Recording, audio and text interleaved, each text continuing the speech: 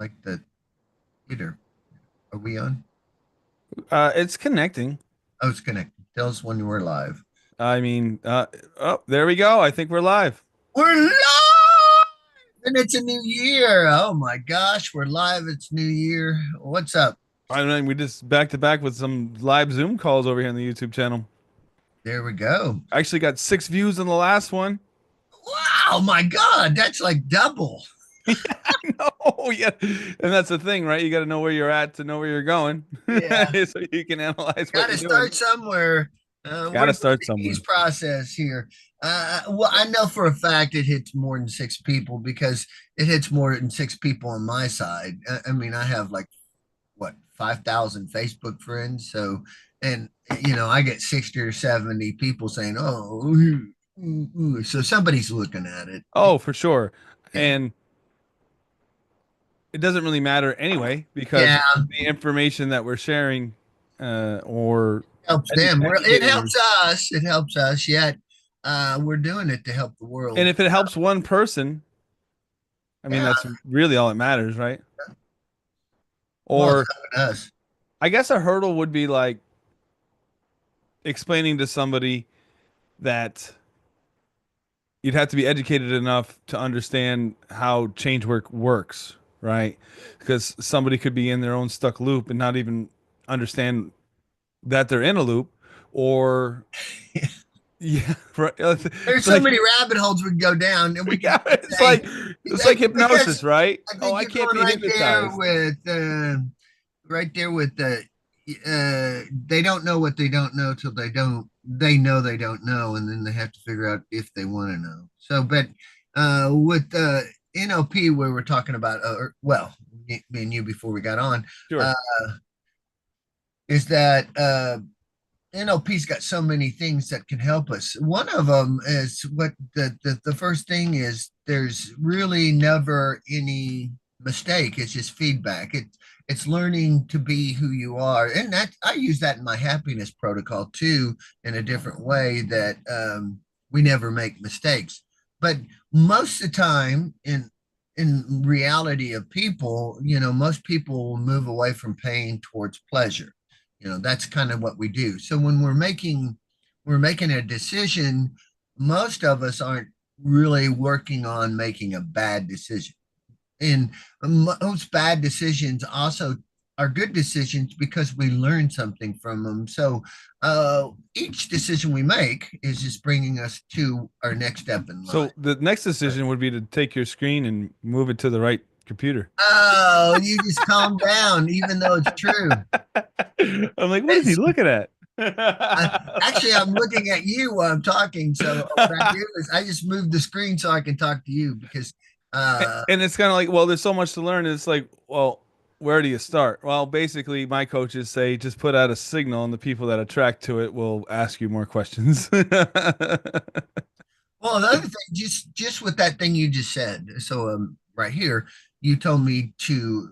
I didn't really understand at that point that where my eyes were going until you gave me some insight, and then I said, okay, I can fix it.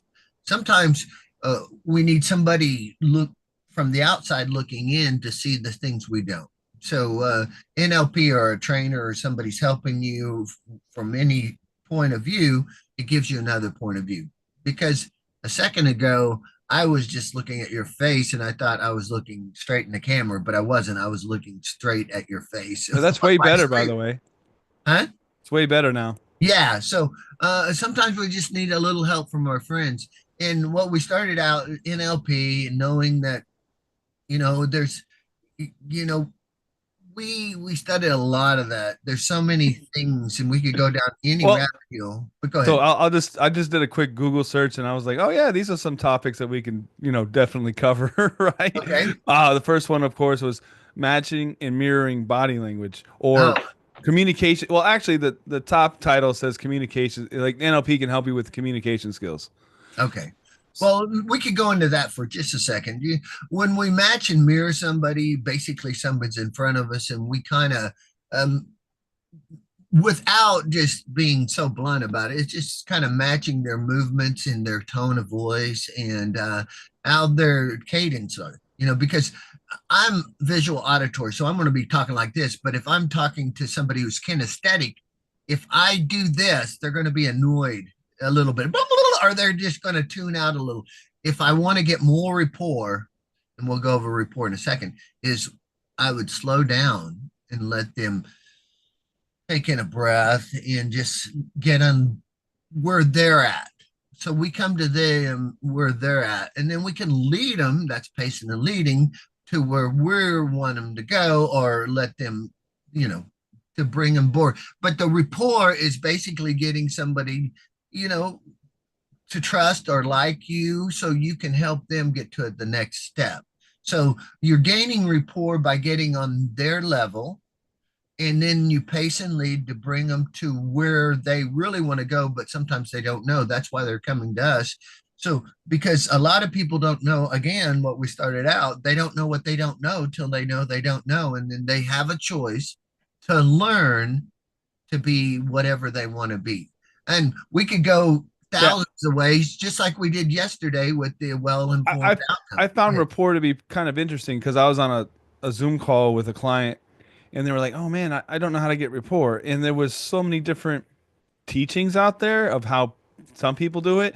Like again, like the body language, right? Oh, if this person's crossed their hands, I'm going to cross my, or if they cross their arms, I'm going to cross my arms, or if they lean one way, I'm going to lean one way.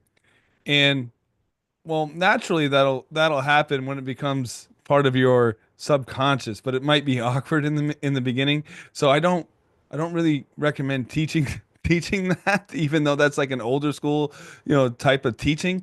So what I like to do with rapport is I like to ask yes questions. So if you ask somebody yes questions and then they are an agreeable already an agreeable state with you, right? So that's just like the tipping point, right, of how you get rapport. And then another way to get rapport is to ask an open-ended question, have them give you the answer, and then you repeat it back to them. Just well, it accomplishes a few things, like that you understand them and you have empathy. And then if you got something wrong, you could, go ahead and correct it, and then you guys be on the same page. And then, of course, with the sales tactics, like you were saying, pace, lead. So first you got to get on the first page, and then you can stay with them. And another thing that Milton Erickson did as a hypnotist, you could just do uh, statements that are true.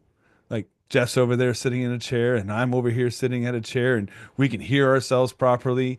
And those are true statements. Those are pacing statements. And then you can go up and down depending on, what the desired outcome for the conversation is. And it all happens when asking questions, listening, and repeating it back. And that's a great way to start practicing rapport, other than trying to be awkward and crossing your arms and, oh, this person's breathing a certain way, let me try and breathe the same way. Also, just to throw that out, just to throw a little caveat there is basically if they're doing that and somebody catches you, they're going to think you're trying to manipulate them. Seriously. So, I mean, it's good to do some of that if you want to play with the rapport on matching and mirroring. Yet, if you do it so obvious, people will think you're trying to manipulate them, and that's not what we're working on teaching you to manipulate people. We want rapport so we can help them to the next step. Because as a helper, we don't want you all anxious or whatever. But another thing, what Scott was saying, and I'm going to just throw in a little bit more, is when someone listens to you, and then he said, repeat it back to them. A lot of people feel they're not heard anyway. So not only you're getting that you know what they mean instead of assuming, the other is that somebody's finally listening. Nobody listens to me. That's what some people say, and they feel that way. So a lot of the public feel that nobody's hearing what I'm saying. And then you also bring it back and say, is this what you meant? And then he has the opportunity to say, no, no, I was meaning this. And say, now you're communicating and actually communicating in a better way than just assuming, or, what's that called? Brain reading? There's Mind another reading. mind reading is basically thinking you know what the person on the other side of you might be thinking. And 90% of the time you don't, because we're not mind readers. So you can, if you know somebody real well, and it's a no, oh no, not again kind of situation. It could be that you kind of know where they're going. Yet, in most people, you know, somebody could be thinking of flying a kite or driving a car or being on the beach, and you think they're just ignoring you, but they're daydreaming and they're going in their own little space, and you're like, you, that happens a lot with people is they assume they know what you're thinking. So like the we try not to, we work on work on Yeah, there you go. not assuming, and we're Scott and I are always a work in progress too. See, I we just There's one other thing to keep in mind too. Now, if you are asking questions and the person isn't responding or not giving you favorable answers in a business situation, in a sales situation, and if they don't follow the lead or if it's not working out, it's okay to drop it. You don't have to have rapport with everybody. You don't have to close the sale. It's probably weeding out troublesome clients if you're asking them to do small little steps and they're not doing it. Well, I'm gonna do it my way. Okay, well, does that make sense? Does it work for both of us? If you're not filling out the forms, or if you're, oh, I gotta have the prices, and like I'm not gonna set up a Zoom call. Okay, well, fine. You're probably an alpha, which is fine. You can just go do that with somebody else. Like I just found out what works best. Oh, again, these are all NLP. I think we've only covered like rapport really and communication skills, but NLP does so many different other things. It's funny as you were talking about all those things, I'm going down the list. I'm like, the first thing was mirroring, matching, and then you're like, oh, rapport, which is the next thing on the list. Okay, and then what was the next one? Persuasion and influence. I'm like, oh, we're kind of talking about that too. Like it all bleeds together. well, you brought in a yes set. So after we get a yes set, we're going to go with compliance. And also he brought in pacing and leading. So he mentioned Milton Erickson, and basically saying, and here's a yes set, basically getting them to say yes, so they have more rapport and they're agreeing with you. So we want them to agree, and now we want them to do a small thing, anything, like set up in your chair. Turn the Okay, volume up. get comfortable. It's so funny. A teacher of mine I was studying with for many years was Doug O'Brien, and he always says, "It's so funny." This is a quote from him. It's so funny when we tell somebody to be get comfortable in their chair. Why wouldn't they have already done that? Have you ever? So that's a good thing. It's like, go ahead and get comfortable in your chair. Who's stopping them from being comfortable in their chair right now? But almost everyone, when you say get comfortable in chair, they'll adjust a little and get more comfortable. Yeah, but why didn't they do that before? That's just a funny thing. Yeah, good point. Yeah, so that so there's little things you learn along the way. Um, the one thing I like a lot about NLP is basically saying, like I was talking about before, is there's there's only feedback. When you do something and it's not correct in your brain, then you can go and redo it. It's the same way with communication. In we take responsible in NLP, we're going to take responsible for our part. If we do not communicate the way we want our response to do, then it's up to us to change how we're responding to the person in front of us. So we take that responsibility. Also, we have so many tools that helps us in NLP that you know, like all those things we already mentioned. I was just going back over some of my Mike Mandel classes that I had taken. I don't know. I guess it's been 4 years now. Wow, how time flies. And Chris Thompson was saying, "Well, we know you're going to enjoy this program, and we also understand there's multiple other teachers out there. So we're not saying just learn us. No, no. This is a qualified program. Yet there's other people out there that you might learn from too, because." Think about it like this. One person could be explaining everything to you, but someone could be explaining the exact same thing to you, but in their own way, and it might hit better. And that's another thing too. I think you talk about with Mike and Chris, that they have two different styles. So they're capturing so many different ways of getting you the information that there probably wouldn't be a need to go somewhere else. But yet, people are always learning and growing. So Also, a thing that most people aren't realizing what they're doing too is if you notice when they're on the screen, you've got both of them and it goes back and forth. So now you're getting bilateral stimulation, both sides of your brain. So you're actually even learning better because they set it up where both of them are teaching at the same time. So you're going back and forth on the screen saying la la la la la la la, and it might be even happening with us if they have a screen where it's set up where I'm sure. here and then. So what that does, it opens up both parts of your brain so you can learn quicker and faster. And every modality, Oh, if what's a modality? let's say senses modalities are a sight, sound, taste, feel. Uh, Sure. But when you so say all this. modality, Oh well, it's a memory or something in your mind as you're remembering an experience. what we call it is, I'm calling a modality right now, like your senses. Like Okay. one of the modalities is sight, one of them is sound, one of them is feel, one of them is taste, one of them is smell. Okay, these are the senses. So we sort the entire world through our senses, okay, and how we see our world, and we sort by our map, which is so we go into see we just so many rabbit holes. But basically, we grow up in a situation, and everybody grows up in a different situation. So we learn different things. Now, we don't always understand everything because our unconscious picks up so much stuff that we don't. We only get five plus or minus 7 bits of information every moment, but our unconscious is unlimited. So we're taking in millions of bits of information.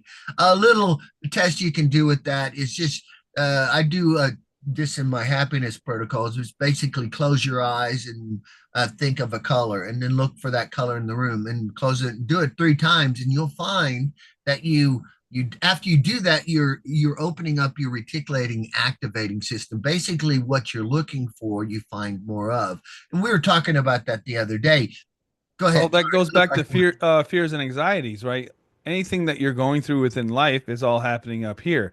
So if you have a memory from your past that's holding you back because you're fearful of something, you you can control that memory. Like, so if you were to close your eyes and think of something tragic that had happened to you, and if you can make that experience worse, right? Like, oh, I can make this feel worse. That means you have control of it. So if you can make it worse, then you can make it go away. I know that kind of bleeds into hypnosis, but right. hypnosis and NLP, like even NLP, like they talk about all these different exercises you could do by reframing and taking a look at what's in front of you. And if you were to close your eyes and talk about all your different past experiences, all the different things, you could recategorize them. It takes a little bit of a time, but NLP will say you do it with your eyes open, and most times with hypnosis, you do it with your eyes closed, where you're dealing with your subconscious, which it tends to be a little bit more powerful when you do it under hypnosis because you're in a what symbiotic state. What's it called? A certain type Somnambulist. of That's somnambulous state. some, and we're Anyway, both, even we use it so much, but we're when you're dealing with your subconscious is way more powerful than when you're dealing with your conscious well, mind. I will throw out there's a lot of new stuff out where people are using conversational hypnosis. Basically, you don't have to, and really all we're doing is with all of this is helping a person uh, find out and work towards what they're wanting in their own life.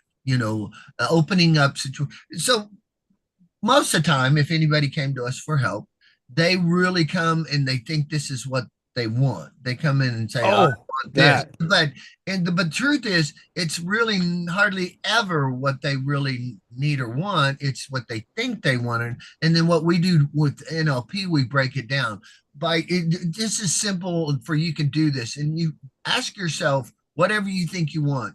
Say, what would that do for you? Okay. And then whatever the next step is, say, what would that do for you?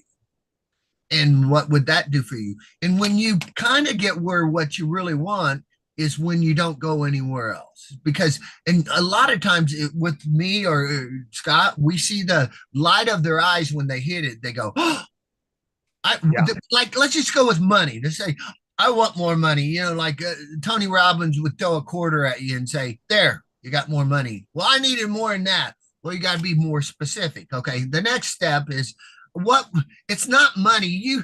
A pile of money is nothing, it's paper.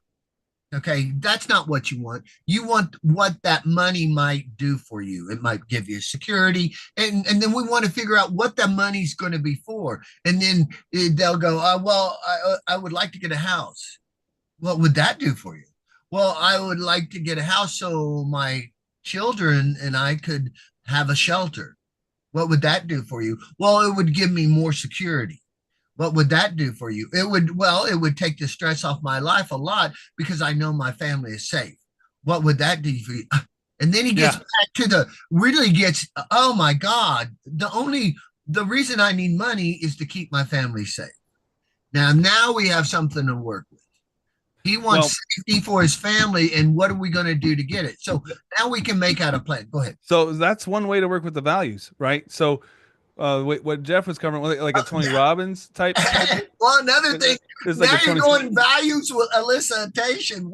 What's more important? Yeah, So that's what's that. your value system? That's the whole point of the exercise is to find out what the other person will say that's value related. What words do they use? You know, oh, I think you said safety. Well, what does safe mean? You know, like, and then I mean, you're going to ask these questions because probably no one's ever taken the time to ask you these questions before, and then you're going to come up with all these different words, right? And then once you come up with 10 values, then you pin them against each other. Like, oh, would I rather like this when I learned this was so powerful. But I learned this when I had a bunch of jackals around me. So I went to one guy and I was like, "Well, what would you rather have, honor or success?" And he thought about it and he said, "I'd rather have success." Well, what does that tell me? That tells me he'll cut me in the back, because he doesn't care anything about honor. He cares more about success. But internally, when I had all my value structure lined up, I would pin one value against the other. And I think I have it posted somewhere inside the group. I would pin one against the other. And I would like, well, if I could only have one or the other, it would be this one. Okay. And then once you figured out, well, I think honor is a really high one for mine. So I was like, and then you would ask yourself and pin it to your identity, are you an honorable person? And then the person would say, yes, I am. So they're confident and congruent, right? Or they would say, sometimes. And then there's something to work with. When someone says sometimes or not all the time, then you would have to go back to those experiences and then reframe how those experiences got you to the value that you appreciate or value, to use the same word twice. And then once you have them all stacked, the next time you're faced with a difficult decision, you have your map of your values. Well, if I did this X, Y, and Z, does it align? Or if I did X, Y, and Z, does it align? And then you go in the direction that aligns with your values, and that's what builds confidence. Yeah. And I was going to state that when you were saying that. So if you go against your values in life, you become less confident in yourself and you start liking yourself less because if you're fighting your core value system, you don't feel good about yourself. So if you can figure out your core values and then work on those and then work on doing those core values, it will bring your self-esteem up. So that's just one of those ways because then you're living in your value system. And if you do that, you're living your pretty then we go to you could go to the happiness and say what we want to do is find our authentic happiness. It's not Scott's or mine, it's yours. So what's going to make you happy? What are your core values? What do you believe is important in your life? And then when you find that, when you can find out what your core values, you don't have to be fighting against yourself. So what a lot of people do, they got a Jekyll and Hyde kind of thing. Half of the time they're doing good for themselves, and the other half they're doing bad for themselves. If they could just get that and then do more good instead of bringing themselves down. And also, we go into self-talk. We go in, what are you telling yourself each day? So because that really matters if you want to change. And oh my God, then we go to change, and keep doing the same thing over and over and expecting something different. That's called insanity. So what we do is, well, what we were working on to help people to understand themselves more, find their core values, figure out what they're wanting and why are they wanting it, and then helping them to get to their goals. And we're always going to have more goals because we're always improving or learning in life. Because when you stop learning or improving or any of that, then you become stagnant and you're just stuck. So we always say wheels in motion. Also, find out, I could go on and on. Go ahead, Oh, Scott. Throw it no, the off. only thing I I'm was going to sorry. say is that once you do the value solicitation and then you've worked people through their own language, then you can basically like you it's like a superpower that you now have, right? Because you've talked to I don't know, I've talked to lots of people and they talk about their value structure and they'll, use different words. And then as I was getting people to, value their own rank their own values, I now hear it in everyday conversation. Like I can tell where somebody goes in a category just by listening to a few sentences or watching a few body movements, and it's like, whoa, wow! I now know. Uh, it's kind of like you put up a bunch of dots, and then you know what their next action is going to be, and that's been super powerful for me and me growing my business and realizing who I'd want to work with and who I don't want to work with, and I don't know. I mean, I have a whole class that breaks down the four different types of people uh, that I've found, and it's worked for me. Again, I've had tremendous success with my company, and then we also have another program on the website as well that just goes over NLP basics. Like, because you'd probably want to start there before you can even start to understand the four different personality types. So if you understood all the different, you know, I say rules, but they're like all the understandings of NLP, and then when you understand the four different personality types, well, so many different people break it down there so many different ways, but I just figure four is the easiest because if you add the categories, I don't know, I make like 10 sales calls a day, people calling in, I got to do it quick. So having four categories versus like 100 categories, it makes it simple. But anyway, NLP, what else? Okay, what else does NLP do for you? Well, basically, Anchoring. You can talk about anchoring. oh my gosh. Okay. Well, with Squirrel, NLP, we anchoring. got tools. We got tools. We can anchor in a good situation. Just think of this, if you wanted to anchor something, and you're anchored all the time. You're anchored all the time.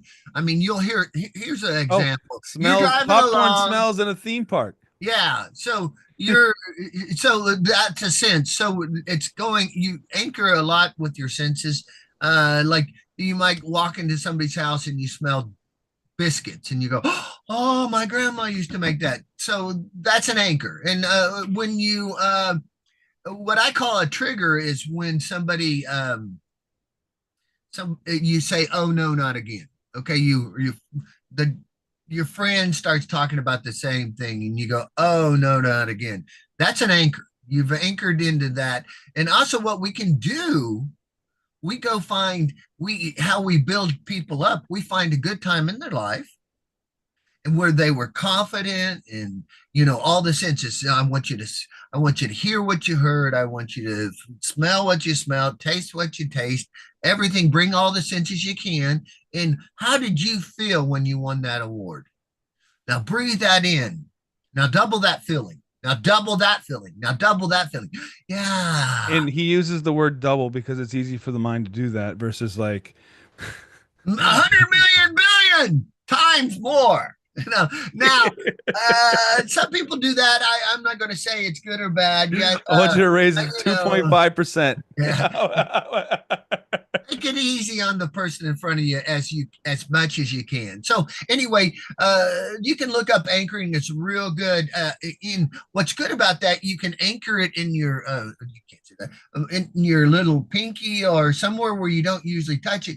And if you ever would get in an accident or something, you could push your calm button and you could calm down.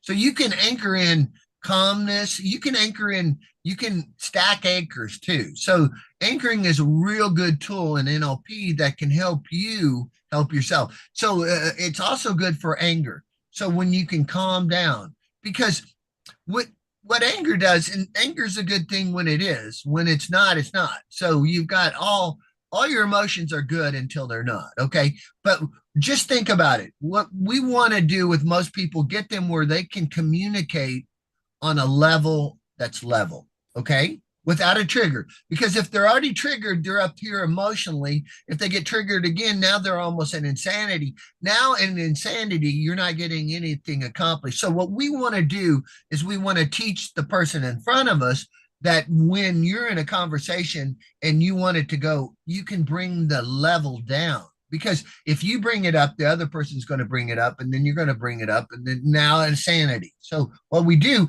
is we calm the other person down, matching and mirroring, whatever we're going to do, we calm them down to just this. We just want a baseline that's information. So what we want to do is teach, and the person in front of us is that there's, again, that baseline is where we can communicate. If you bring too much emotion, you're going to knock it down. So if somebody's bringing it up, bring it down and let's talk. And but that's also a thing you can also do for yourself, is have that anchor. So you anchor in calmness, you anchor in when you had the best time, you anchor what the things. So a lot of people have had really good times in their life. So we bring them back to those times, anchor that in, and so they can use them as a resource when they need them. Go ahead. Oh, you can also reframe bad experiences. Oh yeah, we can take with reframing. We can take with all the modalities. We can shrink this big thing that's in your brain. And now, what now? Scott was mentioning before. It's the distress level from 0 to 10. What's your stress on it right now? And we measure it. We measure the intensity, and then, like he said, can you bring it up to a 13? And if he said yes, then we know they have power over it. So if you can bring it up, you can usually bring it down. So what we do is this big problem, we have them go like that, and they go, oh, it's overwhelming. But then we shrink it. We shrink it down to the size of a stamp, and then we throw it behind them. And a lot of times, whatever that was, it's in the past now. What's good about the past, it's in the past. We don't have to have it right here. And also the modalities, if you can change where it is in your body, like a pain, if you can move it somewhere else, then we can, again, now we have power over it. So it's how so you can see this. Also, if you imagine this is your problem, now put it 10 foot away, now 12 foot away. Yeah. Can you And move it? see if it moves and it lessens, so you can just throw it away. Why do you need that problem? What's it doing for you? Now, we don't say get rid of everything in life, because, like, a Yeah. lot of times when we're helping people with height or, some kind of thing, they're afraid of snakes, or, well, we want them, or a dog or whatever, we want them to have a certain amount of fear, but we don't want them to be paralyzed, but we want them to know that, because a lot of times we didn't talk about this, but phobias. Somebody gets a phobia, and it can be just because they were looking some way when they were a kid and they heard this big loud bark. Now they're afraid of dogs. Now, if we can go back and show them what happened, almost automatically that fear will go away. And then what we want to give them is a little fear of that. A dog, if it's barking right at your face, you need to be concerned. We don't want somebody who's afraid of heights, doesn't have any fear of heights anymore, because they might go to the edge of a cliff and fall over. There's been, I don't know how many thousands of people just falling off a cliff because they've slipped. We don't want Yeah. that either. You know what I mean? So we want a certain amount of safety, which we don't necessarily have to call it fear, but not to take it all the way around. Concern.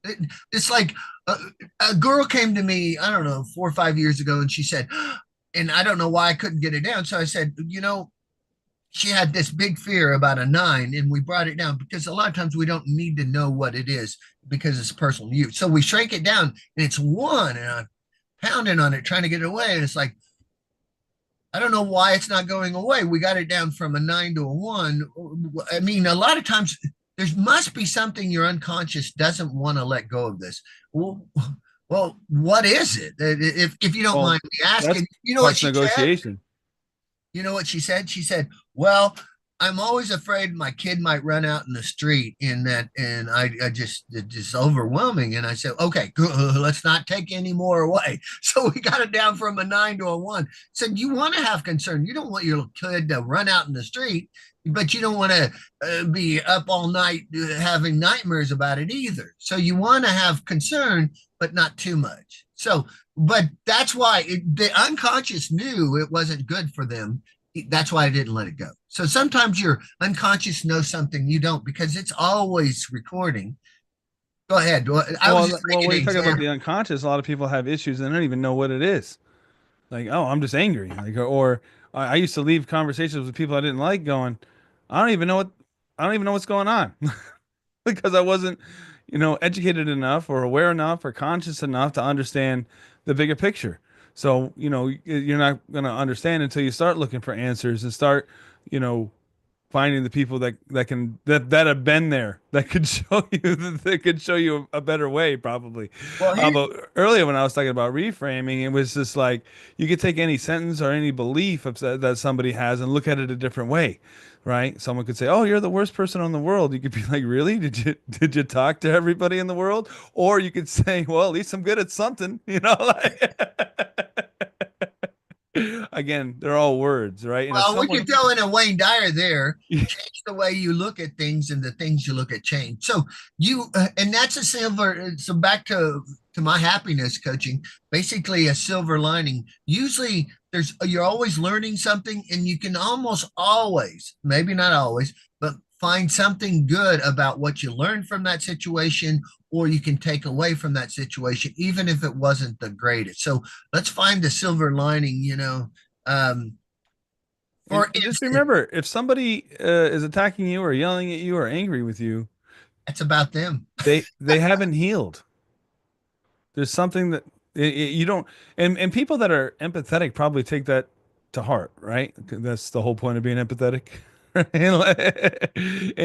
Well, you can just care for them that they're not healed yet. If that, because I was watching a little Jordan Peterson yesterday, and he said the toxic people were really good at getting empathetic people to feel bad for them so they could get them to do what they wanted to do. And I can relate to that. But as soon as I dropped well, that's your issue, not mine, things started to change. So, but people would use that as a weapon to get you to do something. Oh, I'm in a bad situation. You should help me out. This always happens to me. Like, don't you care about me? Like, no. What are you going to say then? But you have to be confident enough to say that or display that information in a certain way to where they wouldn't be able to manipulate or use you in a way that you don't want to be manipulated or used. So for me, it was like, oh, you better do this or you're not going to get this gig next year or something like that. And it would be like, well, I could do this and not get the gig next year for other reasons, right? So just because you want to take advantage of me now and then promise something that you're not going to deliver on later down the road doesn't work out for me. But it took me, I don't know, years to understand that. And because I was like, man, I'm going to get this person to change. Yeah, I can't get somebody who thinks a certain way or thinks what they're doing is just because, they deserve it, right? So I would just be chasing my tail constantly and not realizing that I just had to get out of that situation because it wasn't beneficial. And where would that lead me down the road? Chasing my tail some more, not knowing why I'm spinning a hole in the circle. So what we'd want to do with when somebody's like exactly like that, we're going to give them like let's do a values elucidation so he knows what he wants in his life. Okay, so he's already done that for himself.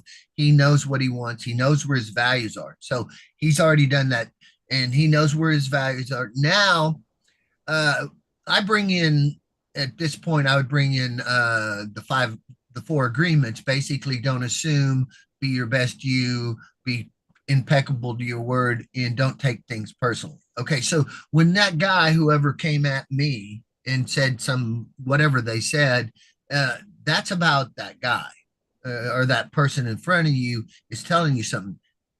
The way you take it inside is about you. So understanding be your best you every day so we don't have to live in regret. We were talking about that the other day. You can go back in some of these if we because there's just so much information to cover. Okay, so now what we do with the person in front of us, we're not taking it personally and understanding they have their own map, be it good or bad or whatever. We don't have to take that personally that they're on us. And they're usually on us because they're unhappy. Most people who are happy and are good people really aren't trying to be shitty. They just say shitty to you. And if they are, just understand it's probably on their side. And if on your side, yes, adapt, conquer, overcome, and take the responsibility for being who you want to be. So buck up, take up, and say, I'm going to be the person in my values elicitation. Because when you don't, you lose self confidence and then you feel bad. So these all are hand in hand. So what we do is help you Yeah. understand. We want to build you up so you have the tools. But remember, there's so many tools out there. We got the framing. We can take things out of your mind that's not that the blocks that's not helping you, and we can let those go. And then we bring resources in so you have the power to use your ability and to understand and the way to look at things in a different way so you can understand what's going to work for you. Because we don't know 100% because we're not you. Everybody has a different map. Everybody sees the world in a different way. Are Nobody can. you a scarcity mindset or abundance mindset? Yeah. Do you think it's going to be okay? Or are you like a fear? So, and it really not judging you as a person. You can be anything where you're at. And what we're asking, do you want something different? If you're perfectly wonderful and you got no problems and everything's like uh cushy, then you probably, Congratulations. yeah, congratulations. We're so happy for you. And if not, we say grow, grow and learn and be okay with yourself. And my happiness, I basically really encourage everybody to be their own best friend. Another thing we didn't, we were, I was going to say earlier, is set your boundaries because when people come to you and they've got that, oh, you should do this, if listen to that word anytime somebody says should, ought to, or must, Need to. yeah, or You need need to. to, yeah. So figure, I don't. So anybody shoulding you, you should do this, should do that. Even if you're shoulding yourself, if you should yourself, that means most of the time that you're taking somebody else's belief and putting it on yourself. When you say I should, because in truth, if you should do something, you just do it. If you're guilting yourself in it because someone else believes it, and I say I should do that. And so when I catch myself saying I should and say I want to switch it around for happiness, I say I want to do this so I'll have the opportunity. It's like I have to go to work. No, you get the opportunity to go to work to make money to help your family out and yourself out. So And if you you don't we like can, it, change it. right, we can reframe these things, and we're always a work in progress. No, I don't know anybody perfect. I think we went into that because I when I was younger, I really thought I had to be perfect or not be, I didn't deserve to live or be happy or anything. And it's just not true. It's not the truth. And no one can, like I said, nobody can be unless you have. Sorry about that. All right. Well, I think I, that's pretty much time for today anyway. So, okay. so Hey, guys, check out the website, yeah, be good to coachscottking.com. yourself. Be good to yourself.